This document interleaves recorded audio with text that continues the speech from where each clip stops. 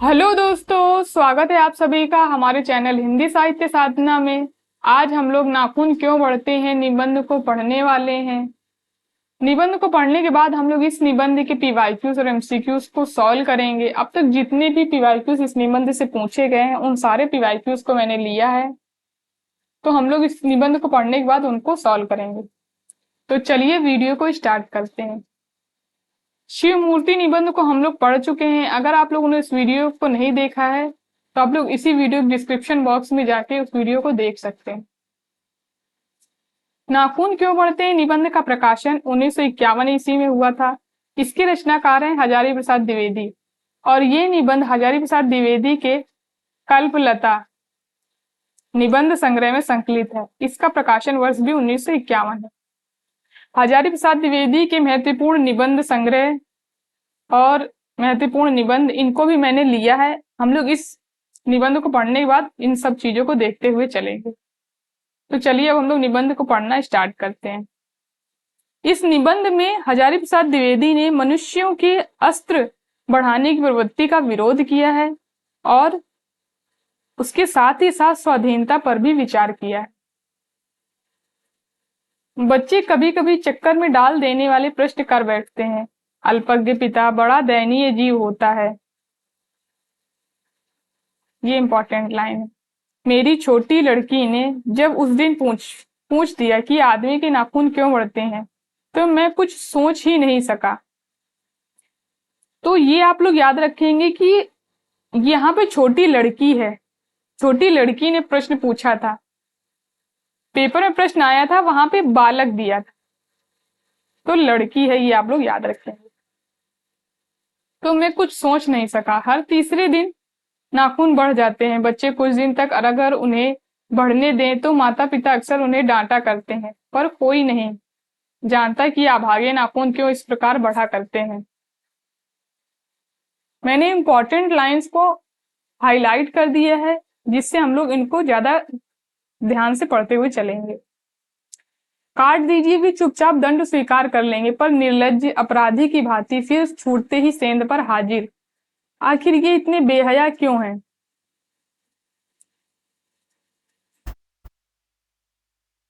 कुछ ही लाख वर्षों की बात है जब मनुष्य जंगली था, वन मानुष जैसा। उसे नाखून की जरूरत थी। उसकी जीवन रक्षा के लिए नाखून बहुत जरूरी थे। असल में वही उसके अस्त्र थे। दांत भी थे, पर नाखून के बाद ही उनका स्थान था। ये लाइनें पेपर में पूछी जा चुकी हैं। उन दिनों उसे जूझना पड़ता था, प्रतिद्वंदियों को पछाड़ना पड़ता था। नाखून उसके लिए आवश्यक थे। फिर धीरे धीरे वह अपने अंग से बाहर की वस्तुओं का सहारा लेने लगा। पत्थर के ढेले, पेड़ की डालें काम में लाने लगा। रामचंद्र जी की वानरी सेना के पास ऐसे ही अस्त्र थे। उसने हड्डियों के भी हथियार बनाए। इन हड्डियों के हथियारों में सबसे मजबूत और ऐतिहासिक था देवताओं के राजा का वज्र, जो दधीची मुनि की हड्डियों से बना था। तो पेपर में प्रश्न आ सकता है कि देवताओं के राजा का जो अस्त्र वज्र था वो किस मुनि की हड्डियों से बना था, तो वो दधीची मुनि की हड्डियों से बना था। मनुष्य और आगे बढ़ा। उसने धातु के हथियार बनाए। जिनके पास लोहे के शस्त्र और अस्त्र थे वे विजयी हुए। देवताओं के राजा तक को मनुष्यों के राजा से इसलिए सहायता लेनी पड़ती थी कि मनुष्यों के राजा के पास लोहे के अस्त्र थे। तो पेपर में प्रश्न आ सकता है कि देवताओं के राजा जो थे वो मनुष्यों के राजा की सहायता क्यों लेते थे, क्योंकि उनके पास लोहे के अस्त्र थे। असुरों के पास अनेक विद्याएं थी पर लोहे के अस्त्र नहीं थे, शायद घोड़े भी नहीं थे। आर्यों के पास ये दोनों चीजें थी। आर्य विजयी हुए। फिर इतिहास अपनी गति से बढ़ता गया। नाग हारे, सुपर्ण हारे, यक्ष हारे, गंधर्व हारे, असुर हारे, राक्षस हारे। लोहे के अस्त्रों ने बाजी मार ली। इतिहास आगे बढ़ा। पलीते वाली बंदूकों ने, कारतूसों ने, तोपों ने, बमों ने, बम वर्षक वायुयानों ने इतिहास को किस कीचड़ भरे घाट तक घसीटा, यह सबको मालूम है। नखधर मनुष्य अब एटम बम पर भरोसा करके आगे की ओर चल पड़ा है, पर उसके नाखून अब भी बढ़ रहे हैं। ये पंक्ति पेपर में आ चुकी है। अब भी प्रकृति मनुष्य को उसके भीतर वाले अस्त्र से वंचित नहीं कर रही है। अब भी वह याद दिला देती है कि तुम्हारे नाखून को भुलाया नहीं जा सकता, तुम वही लाख वर्ष पहले के नख दंतावलंबी जीव हो।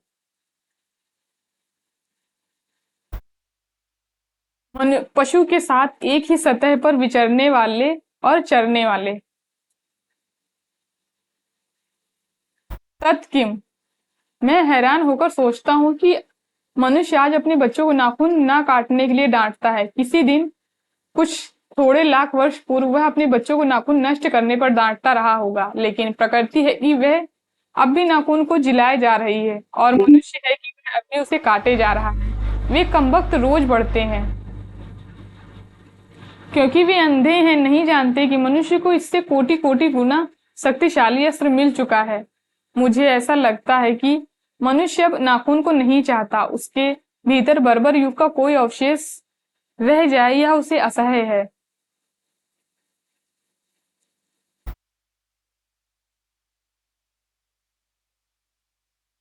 लेकिन यह कैसे कहूं, नाखून काटने से क्या होता है? मनुष्य की बर्बरता घटी कहाँ है, वह तो बढ़ती जा रही है। मनुष्य के इतिहास में हिरोशिमा का हत्याकांड बार बार थोड़े ही हुआ है, यह तो उसका नवीनतम रूप है। तो हिरोशिमा के हत्याकांड का भी जिक्र इस निबंध में किया गया है। यह तो उसका नवीनतम रूप है। मैं मनुष्य के नाखून की ओर देखता हूं तो कभी कभी निराश हो जाता हूं। यह उसकी भयंकर पाशवी वृत्ति के जीवंत प्रतीक हैं।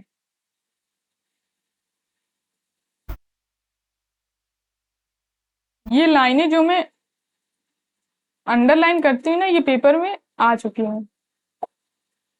मनुष्य की पशुता को जितनी बार भी काट दो वह मरना नहीं जानती। कुछ हजार साल पहले मनुष्य ने नाखून को सुकुमार विनोदों के लिए उपयोग में लाना शुरू किया। वात्सायन के काम सूत्र से पता चलता है कि आज से 2000 वर्ष पहले का भारतवासी नाखून को जम के संवारता था। तो ये किससे पता चलता है? वात्सायन के काम सूत्र से पता चलता है। जी आप लोग याद रखेंगे। ये लाइन पेपर में आ चुकी है, लेकिन वहां पे वात्सायन के काम सूत्र की जगह कुछ और दिया था। तो आप लोग ये याद रखेंगे। अगली बार हो सकता है कि ये पूछ लिया जाए, ये लाइन देखिए कि ये किसमें दिया है। उनके काटने की कला काफी मनोरंजक बताई गई है। त्रिकोण, वर्तुलाकार, चंद्राकार, दंतुल आदि विविध आकृतियों के नाखून उन दिलो विलासी नागरिकों के ना जाने किस काम आया करते थे। तो किन किन तरीकों के नाखून काटे जाते थे? त्रिकोण, वर्तुलाकार, चंद्राकार और दंतुल, 4 तरीकों के नाखून उस समय काटे जाते थे। उनको सिकथक यानी मुंह और अलतक, आलता से यत्न पूर्वक रगड़ कर लाल और चिकना बनाया जाता था।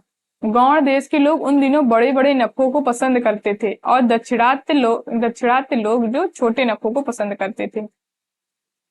तो पेपर में प्रश्न ये पूछा गया था कि बड़े बड़े नखों को कौन लोग पसंद करते थे, किस देश के लोग पसंद करते थे? तो गौड़ देश के जो लोग थे वो बड़े बड़े नखों को पसंद करते थे और दक्षिणात्य के लोग छोटे नखों को। ये प्रश्न आ चुका है, ये भी नहीं आया है, ये आ सकता है पेपर में। अपनी अपनी अपनी रुचि है देश की भी और काल की भी, लेकिन समस्त अधोगामिनी वृत्तियों की ओर नीचे खींचने वाली वस्तुओं को भारतवर्ष ने मनुष्योचित बनाया है। यह बात चाहूं भी तो भी नहीं भूल सकता। शरीर का अध्ययन करने वाले प्राणी विज्ञानियों का निश्चित मत है कि मानव चित्त की भांति मानव शरीर में भी बहुत सी अभ्यास जन्य सहज वृत्तियां रह गई हैं। दीर्घ काल तक उनकी आवश्यकता रही है, अतएव शरीर ने अपने भीतर एक ऐसा गुण पैदा कर लिया है कि वे वृत्तियां अनायास ही और शरीर के अनजान में भी अपने आप काम करती हैं। यानी उनको करना नहीं पड़ता, वो खुद से ही हो जाती हैं। जैसे नाखून का बढ़ना उनमें से एक है, केश का बढ़ना दूसरा, दंत का दोबारा उठना तीसरा, पलकों का गिरना चौथा। तो 4 जो है वो अभ्यास जन्य सहज वृत्तियां ये बताई गई हैं, टोटल 4।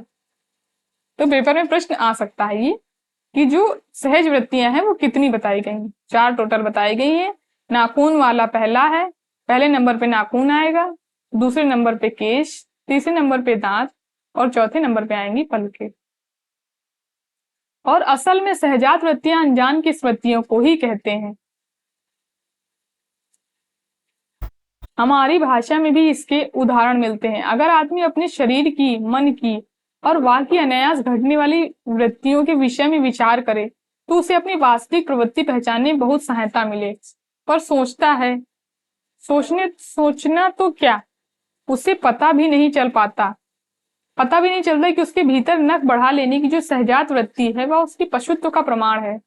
उसे काटने की जो प्रवृत्ति है वह उसकी मनुष्यता की निशानी है। और यद्यपि पशुत्व के चिन्ह उसके भीतर रह गए हैं, पर वह पशुत्व को छोड़ चुका है।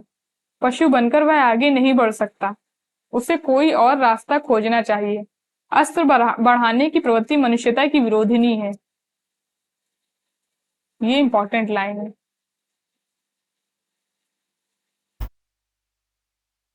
मेरा मन पूछता है किस ओर, मनुष्य किस ओर बढ़ रहा है, पशुता की ओर या मनुष्यता की ओर, अस्त्र बढ़ाने की ओर या अस्त्र काटने की ओर। मेरी निर्बोध बालिका ने मानो मनुष्य जाति से ही प्रश्न किया है।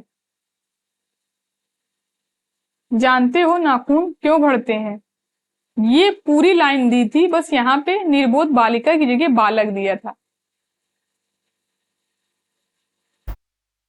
आप लोग देख रहे हैं, थोड़ा सी चेंज कर देते हैं, बाकी पूरी लाइन दे देते हैं, आप लोगों को लगेगा कि वही यही है, लेकिन यहाँ पे बालिका की जगह बालक दिया था, इसलिए ये लाइन गलत थी। यह हमारी पशुता के अवशेष है। मैं पूछता हूँ, जानते हो ये अस्त्र शस्त्र क्यों बढ़ रहे हैं? ये हमारी पशुता की निशानी है। भारतीय भाषाओं में प्रायः ही अंग्रेजी के इंडिपेंडेंस शब्द का समानार्थक शब्द नहीं व्यवहृत होता है। 15 अगस्त को जब अंग्रेजी भाषा के पत्र इंडिपेंडेंस की घोषणा कर रहे थे, देसी भाषा के पत्र स्वाधीनता की दिवस की चर्चा कर रहे थे। इंडिपेंडेंस का अर्थ है अधीनता या किसी अधीनता का अभाव, यह किसी की अधीनता का अभाव। पर स्वाधीनता शब्द का अर्थ है अपने ही अधीन रहना। अंग्रेजी में कहना हो तो सेल्फ डिपेंडेंस कह सकते हैं। मैं कभी कभी सोचता हूं कि इतने दिनों तक अंग्रेजी की अनुवर्तिता करने के बाद भी भारतवर्ष इंडिपेंडेंस को अधीनता क्यों नहीं कह सका। उसने अपनी आजादी की जितने भी नामकरण किए हैं वो स्वतंत्रता, स्वराज्य, स्वाधीनता, उनमें सब में स्व का बंधन अवश्य रखा है।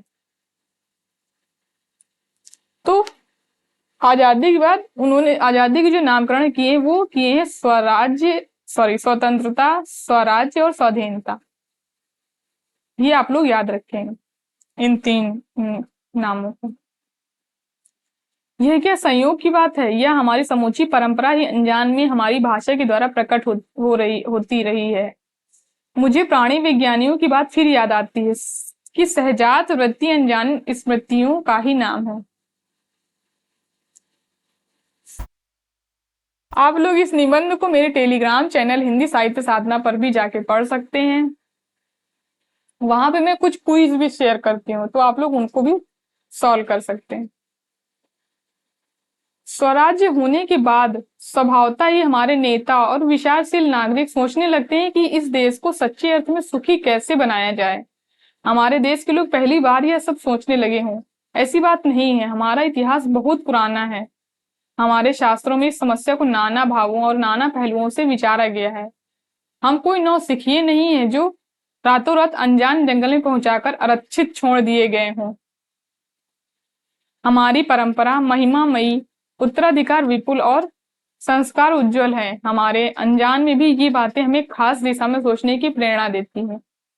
यह जरूर है कि परिस्थितियां बदल गई हैं, उपकरण नए हो गए हैं और उलझनों की मात्रा भी बहुत बढ़ गई है, पर मूल समस्याएं बहुत अधिक नहीं बदली हैं। भारतीय चित्त तो आज भी अधीनता के रूप में न सोचकर स्वाधीनता के रूप में सोचता है। वह हमारे दीर्घकालीन संस्कारों का फल है। वह स्व के बंधन को आसानी से नहीं छोड़ सकता।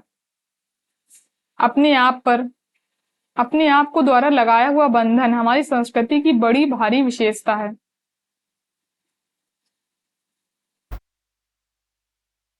मैं ऐसा तो नहीं मानता कि जो कुछ हमारा पुराना है, जो कुछ हमारा विशेष है, उससे हम चिपटे ही रहें। पुराने का मोह सब समय वांछनीय नहीं होता।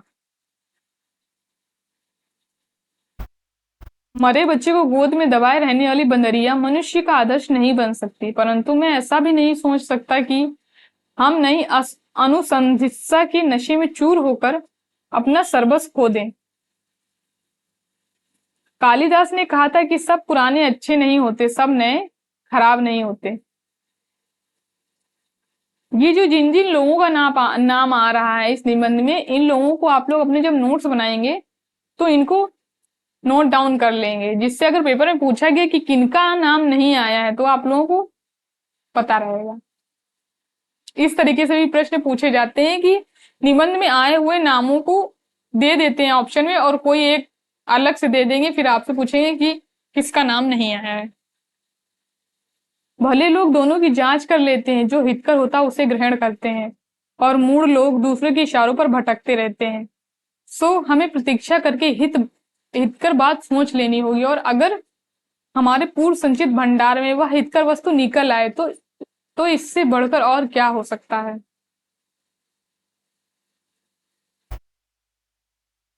जातियां इस देश में अनेक आई हैं, लड़ती झगड़ती भी रही हैं, फिर प्रेम पूर्वक बस भी गईं। सभ्यता की नाना सीढ़ियों पर खड़ी और नाना और मुख करके चलने वाली इन जातियों के लिए एक सामान्य धर्म खोज निकालना कोई सहज बात नहीं है।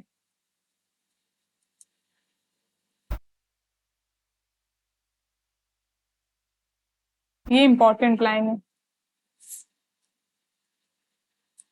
ये लाइन देख के अगर ऑप्शन में संस्कृति के 4 अध्याय दे दिए गए तो आप लोग कंफ्यूज हो जाएंगे, क्योंकि उस आलोचनात्मक जो लेख है उसमें भी कई तरीके की ऐसे लाइनें दी हुई हैं, तो आप लोग कंफ्यूज हो सकते हैं उससे। भारतवर्ष के ऋषियों ने अनेक प्रकार से इस समस्या को सुलझाने की कोशिश की थी, पर एक बात उन्होंने लक्ष्य की थी, समस्त वर्णों और समस्त जातियों का एक सामान्य आदर्श भी है, वह है अपने ही बंधनों से अपने को बांधना। मनुष्य पशु से किस बात में भिन्न है? आहार, निद्रा आदि पशु सुलभ स्वभाव उसके ठीक वैसे ही हैं जैसे अन्य प्राणियों के, लेकिन वह फिर भी पशु से भिन्न है। उसमें संयम है, दूसरे के सुख दुख के प्रति संवेदना है, श्रद्धा है, तप है, त्याग है। यह मनुष्य के स्वयं के उद्भावित बंधन है। इसलिए मनुष्य झगड़े टंटे को अपना आदर्श नहीं मानता, गुस्से में आकर चढ़ दौड़ने वाले अविवेकी को बुरा समझता है और वचन, मन और शरीर से किए गए असत्याचरण को गलत आचरण मानता है। यह किसी भी जाति या वर्ण या समुदाय का धर्म नहीं है, यह मनुष्य मात्र का धर्म है। महाभारत में इसलिए निर्वैर भाव, सत्य और अक्रोध को सब वर्णों का सामान्य धर्म कहा है।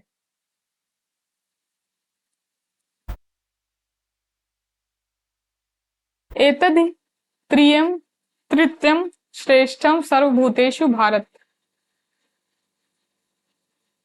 निर्वैरता महाराज सत्यम क्रोधम एवचा। अन्यत्र इसमें दानशीलता को भी गिनाया गया है। गौतम बुद्ध ने ठीक कहा था कि मनुष्यता यही है, मनुष्य की मनुष्यता यही है।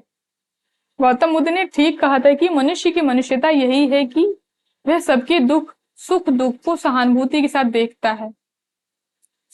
ये लाइन भी पेपर में पूछी गई थी, और ये आप लोग याद रखेंगे कि ये किसने कहा था, क्योंकि पेपर में जो पूछा गया था तो उसमें यहाँ पे महावीर दिया हुआ था, तो आप लोग ये याद रखेंगे कि ये गौतम ने कहा था।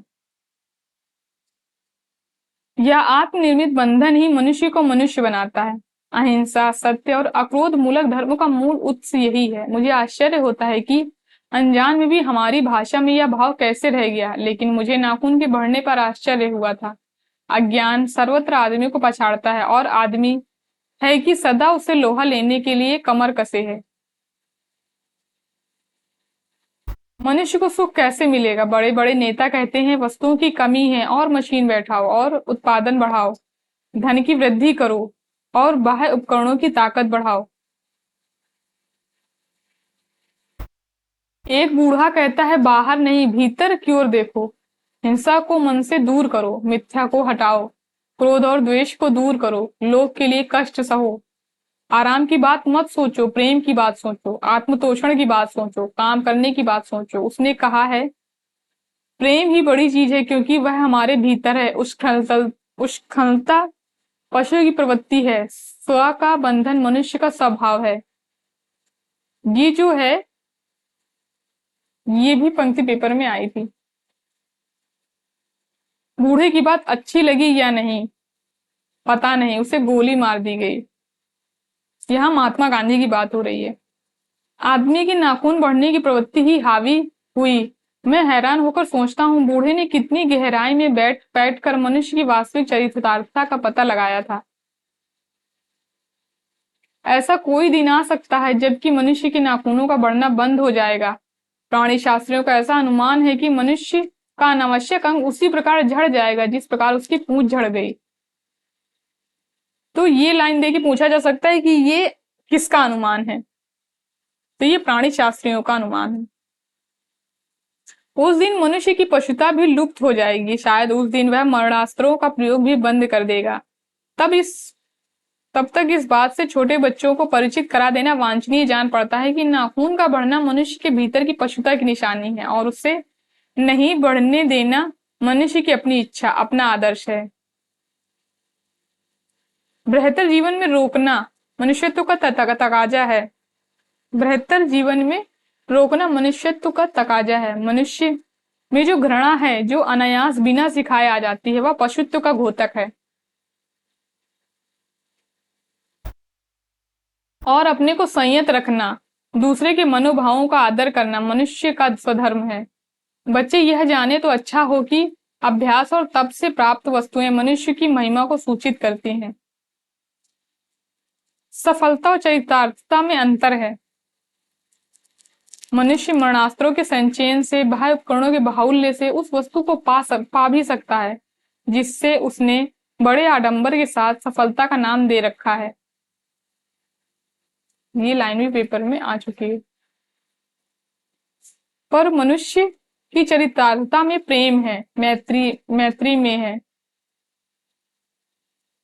त्याग में है, अपने को सबके मंगल के लिए निशेष भाव से दे देने में है। नाखूनों का बढ़ना मनुष्य की उस अंध सहजात वृत्ति का परिणाम है जो उसके जीवन में सफलता ले आना चाहती है। उसको काट देना, उस स्व नाखून बढ़ते हैं तो बढ़े, उसको काट देना उस स्व निर्धारित आत्मबंधन का फल है जो उसे चरितार्थता की ओर ले जाती है। नाखून बढ़ते हैं तो बढ़े, मनुष्य उन्हें बढ़ने नहीं देगा। यहां से हमारा ये निबंध खत्म होता है। अब हम लोग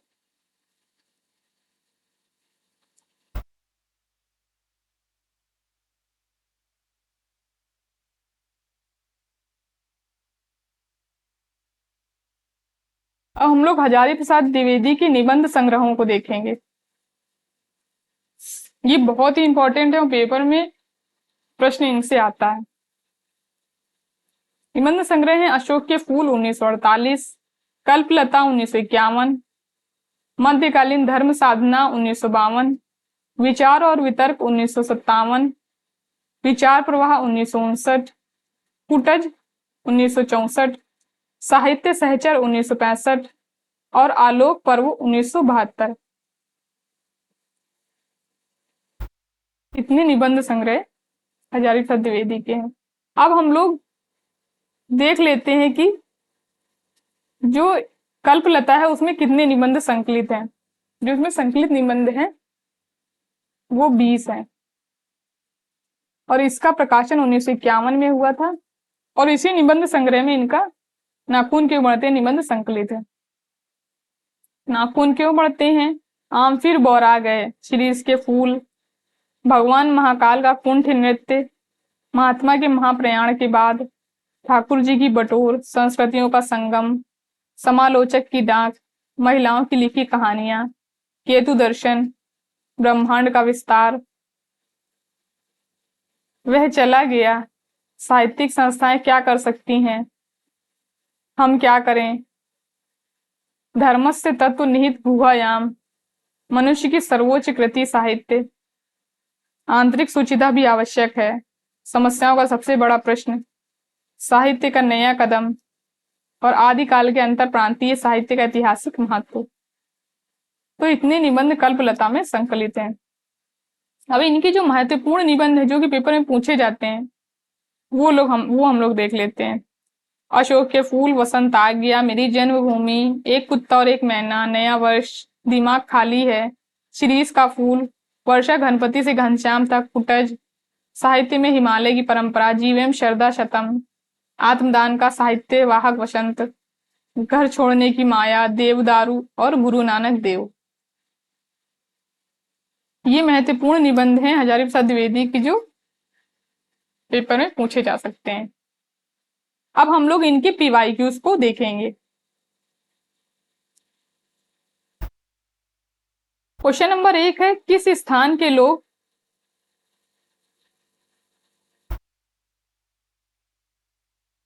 बड़े बड़े नखों को पसंद करते थे? ऑप्शन ए दक्षिणात्य, ऑप्शन बी गौड़ देश, ऑप्शन सी उज्जैनी या ऑप्शन डी स्थानेश्वर स्थानवीश्वर। तो इसका राइट आंसर हो जाएगा ऑप्शन बी, गौड़ देश के लोग जो थे वो बड़े बड़े नखों को पसंद करते थे और दक्षिणात्य जो थे वो छोटे नखों को पसंद करते थे। ये यहाँ पे आ जाएगा, ये छोटे छोटे नखों को पसंद करते थे। क्वेश्चन नंबर 2 है, नीचे दो कथन दिए गए हैं, एक अभिकथन के रूप में लिखित है तो दूसरा उसके कारण के रूप में। अभिकथन है, आचार्य हजारी प्रसाद द्विवेदी के अनुसार नाखूनों का बढ़ना मनुष्य की उस अंध सहजात वृत्ति का परिणाम है जो उसके जीवन में सफलता ले आना चाहती है, उसको काट देना उस स्वनिर्धारित आत्मबंधन का फल है। ये तो सही है। कारण है, आचार्य हजारी प्रसाद द्विवेदी को संदेह है कि शायद ही ऐसा दिन आएगा जब मनुष्य अपनी आसुरी वृत्तियों का परित्याग कर देगा और समस्त संसार हिंसा, घृणा और छीना झपटी के विषाक्त वातावरण से मुक्त हो जाएगा। तो इसका राइट आंसर हो जाएगा ऑप्शन सी। ए सही है लेकिन आर सही नहीं है। उन्होंने कहीं भी ऐसा नहीं कहा है कि वो जो मनुष्य है वो इन असुरी वृत्तियों का परित्याग कर देगा, तो इसलिए ये कथन गलत हो जाता है, ये कारण। क्वेश्चन नंबर 3 है, निम्नलिखित में से हजारी प्रसाद द्विवेदी द्वारा रचित निबंध संग्रह हैं। ये जुलाई 2018 में ये प्रश्न पूछा जा चुका है। आलोक पर्व, माटी हो गई सोना, विचार और वितर्क, कुछ उथले कुछ गहरे। तो इसका राइट आंसर हो जाएगा ऑप्शन एक, केवल ए सी। ए और सी ये दोनों ही निबंध जो हैं ये हजारी प्रसाद द्विवेदी के हैं। क्वेश्चन नंबर 4 है, मानव शरीर का अध्ययन करने वाले प्राणी विज्ञानियों का निश्चित मत है कि मानव चित्र की भांति मानव शरीर में भी बहुत सी अभ्यास जन्य सहज वृत्तियां रह गई हैं। उपर्युक्त पंक्ति निम्न में से किस निबंध से उद्गृत है? ऑप्शन ए शिव शंभू के चिट्ठे, ऑप्शन बी नाखून क्यों बढ़ते हैं, ऑप्शन सी मजदूरी और प्रेम और ऑप्शन डी उठ जाग मुसाफिर। ये मार्च 2023 का क्वेश्चन है। तो इसका राइट आंसर हो जाएगा ऑप्शन बी, नाखून क्यों बढ़ते हैं। क्वेश्चन नंबर 5 है, सफलता और चरितार्थता में अंतर है। मनुष्य मरणासन्न के संचयन से बाह्य उपकरणों के बाहुल्य से उस वस्तु को पा भी सकता है जिसे उसने बड़े आडंबर के साथ सफलता का नाम दे रखा है। ये अभी हम लोग पढ़ के आए, निबंध में सबसे लास्ट में यही लाइन दी थी। यह पंक्तियां किस निबंध से ली गई हैं? ऑप्शन एक दिल्ली दरबार दर्पण, ऑप्शन बी शिव शंभू के चिट्ठे, ऑप्शन सी उठ जाग मुसाफिर और ऑप्शन डी नाखून क्यों बढ़ते हैं। तो इसका राइट आंसर हो जाएगा ऑप्शन डी, नाखून क्यों बढ़ते हैं, ये पंक्ति है। क्वेश्चन नंबर 6 है, नाखून क्यों बढ़ते हैं के अनुसार सत्य कथन है। ऑप्शन ए देवताओं की राजा का वज्र जो दधीची मुनि की हड्डियों से बना था। ऑप्शन बी नखधर मनुष्य एटम बम पर भरोसा करके आगे चल पड़ा है। ऑप्शन सी मेरे निर्बोध बालक ने मानो मनुष्य जाति से ही प्रश्न किया है, जानते हो नाखून क्यों बढ़ते हैं। मैंने आपको बताया था कि वहां बालक दिया था। एक बूढ़ा कहता है बाहर नहीं भीतर की ओर देखो, हिंसा को मन से दूर करो। ऑप्शन ई है महावीर ने ठीक कहा था कि मनुष्य की मनुष्यता यही है कि वह सबके दुख सुख को सहानुभूति के साथ देखता है। तो इसका राइट आंसर हो जाएगा ऑप्शन सेकंड, केवल A B D.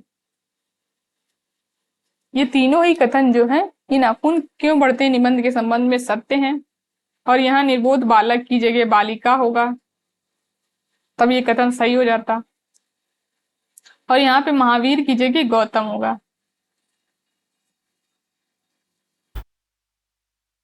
Question number 7 है, नाखून क्यों बढ़ते हैं निबंध किस निबंध संग्रह में संकलित है? Option A Ashok ke Phool, option B Kalpalata, option C Kutaj, या ऑप्शन डी आलोक पर्व।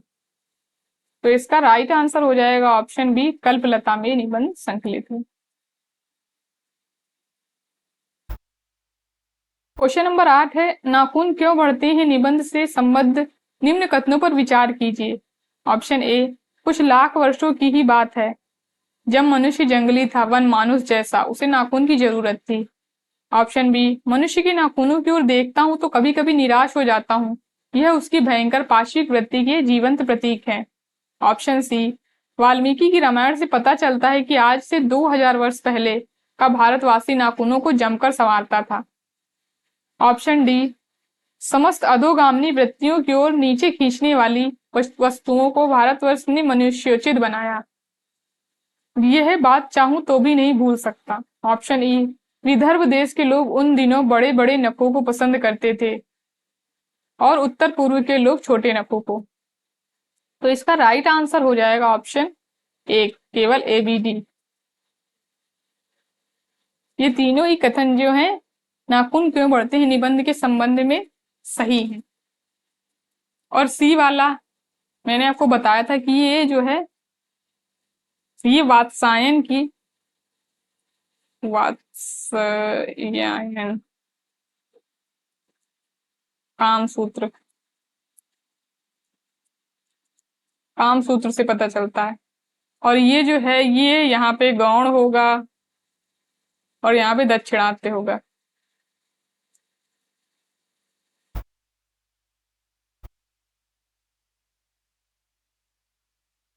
इसलिए ये दोनों कथन गलत है। क्वेश्चन नंबर 9 है, प्रकाशन वर्ष के अनुसार निम्नलिखित निबंध संग्रहों का सही अनुक्रम है। ऑप्शन ए कुटज आलोक पर्व अशोक के फूल विचार और वितर्क, ऑप्शन बी अशोक के फूल विचार और वितर्क कुटज आलोक पर्व, ऑप्शन सी विचार और वितर्क कुटज आलोक पर्व अशोक के फूल, ऑप्शन डी कुटज अशोक के फूल विचार और वितर्क आलोक पर्व। तो इसका राइट आंसर हो जाएगा ऑप्शन बी अशोक के फूल विचार और वितर्क कुटज और आलोक पर्व। ये राइट आंसर हो जाएगा इसका। क्वेश्चन नंबर 10 है, मनुष्य के अंदर बार बार पशुता प्रकट होती है और वह बार बार उसे नष्ट करने की कोशिश करता है। निम्न में से किस निबंध में यह भाव प्रकट किया गया है? ये जून 2023 का प्रश्न है। उड़ जाग मुसाफिर, ऑप्शन बी संस्कृति और सौंदर्य, ऑप्शन सी नाखून क्यों बढ़ते हैं, ऑप्शन डी उत्तरा फाल्गुनी के आसपास। तो इसका राइट आंसर हो जाएगा ऑप्शन सी नाखून क्यों बढ़ते हैं। क्वेश्चन नंबर 11 है, यहां से हम लोगों के एमसीक्यू चालू होते हैं। नाखून क्यों बढ़ते हैं निबंध में किसका नाम नहीं आया है? Option A Kalidas, option B Mahatma Gandhi, option C Gautam, या ऑप्शन डी रविन्द्रनाथ टैगोर। तो इसका राइट आंसर हो जाएगा ऑप्शन डी रविन्द्रनाथ टैगोर का नाम इसमें नहीं आया है और वात्सायन का नाम आया है।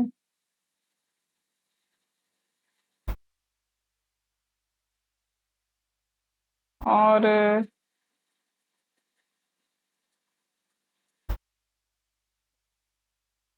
क्वेश्चन नंबर 12 है, हमारा इतिहास बहुत पुराना है। हमारे शास्त्रों में इस समस्या को नाना भावों और नाना पहलुओं से विचारा गया है कि हम कोई नौसिखिए नहीं है जो रातों रात अनजान जंगल में पहुंचाकर आरक्षित छोड़ दिए गए हों। हमारी परंपरा महिमामयी, उत्तराधिकार विपुल और संस्कार उज्जवल हैं। हमारे अनजान में भी ये बातें हमें खास दिशा में सोचने की प्रेरणा देती हैं। उपर्युक्त पंक्ति किस निबंध की है? ऑप्शन ए संस्कृति और सौंदर्य, ऑप्शन बी नाखून क्यों बढ़ते हैं, ऑप्शन सी उत्तरा फाल्गुनी के आसपास, ऑप्शन डी कविता क्या है।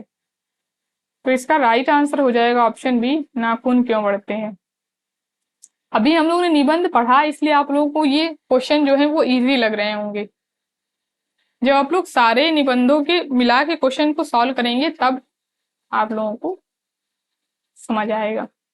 मनुष्य का अनावश्यक अंग उसी प्रकार झड़ जाएगा जिस प्रकार उसकी पूंछ झड़ गई है। यह अनुमान किसका है? ऑप्शन ए प्राणी शास्त्रियों का, ऑप्शन बी मनोवैज्ञानिकों का, ऑप्शन सी वात्स्यायन का, या ऑप्शन डी गौतम का। तो इसका राइट आंसर हो जाएगा ऑप्शन ए, ये प्राणी शास्त्रियों का अनुमान है। क्वेश्चन नंबर 14 है, सब पुराने अच्छे नहीं होते, सब नए खराब नहीं होते, यह किसने कहा था? ऑप्शन ए कालिदास ने, ऑप्शन बी गौतम ने, ऑप्शन सी महात्मा गांधी ने, या ऑप्शन डी वात्स्यायन ने। तो इसका राइट आंसर हो जाएगा कालिदास, ये कालिदास ने कहा था। क्वेश्चन नंबर 15 है, द्विवेदी जी की ख्याति हिंदी में आलोचक और निबंधकार दोनों रूपों में है। वे अच्छे आलोचक हैं अथवा अच्छे निबंधकार, यह निर्णय करना आसान नहीं है। उपर्युक्त कथन किस विद्वान का है? Option A Ramchandra Shukla, option B Gulab Rai, option C Namvar Singh, या ऑप्शन डी बच्चन सिंह। तो इसका राइट आंसर हो जाएगा ऑप्शन बी, गुलाब राय का ये कथन है हजारी प्रसाद द्विवेदी के संबंध में। तो यहां से हम लोगों के प्रश्न खत्म होते हैं। नाखून क्यों बढ़ते हैं निबंध के। कल हम लोग मेरे राम का मुकुट भीग रहा है निबंध को पढ़ेंगे। धन्यवाद दोस्तों मेरे वीडियो को लास्ट तक देखने के लिए। अगर वीडियो पसंद आया तो लाइक करिए, शेयर करिए एंड हमारे चैनल को सब्सक्राइब करिए।